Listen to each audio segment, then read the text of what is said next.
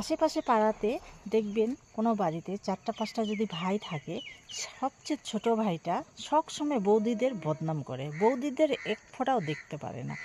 বৌদিরা হলো হাতাকাটা ব্লাউজ পরে, নাইটি পরে, চুড়িদার পরে, তার জন্যে নিজের বৌদিদের খুব বদনাম, মন খুলে বদনাম করে।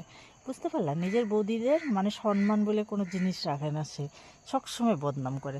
বৌদিরা ভাসুর দেখে মাথায় কাপড় দেয় না, এই ধরনের কথাবার্তা সবচেয়ে ছোট ছেলেগুলাই বলে। কিন্তু বেশিরভাগ বাড়িতে, সবাই বলে না, কিছু কিছু বাড়িতে আছে বলে।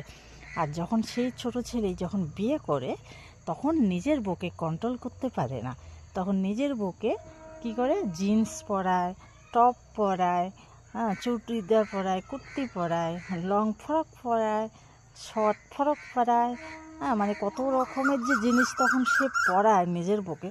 নিজের বউটা হলো বিশ্ব সুন্দরী না, হাতাকাটা ব্লাউজ পরায়, মানুষে পরলে তো খুব বদনাম করে, কিন্তু নিজের বউ যখন পরে তখন আর কোনো বদনাম নেই। ঠিক আছে, এমন শাড়ির তো কোনো নামগন্ধই নেই, আর ভাসুর দেখলে তো কোনো মাথায় কাপড়ই নেই, জিন্স পরে ঘুরে বেড়ায় ভাসুরের সামনে।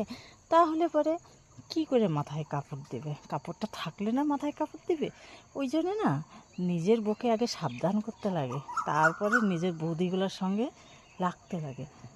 বৌদি মানে তো পরের বাড়ির মেয়ে না, আর বউ মানে নিজের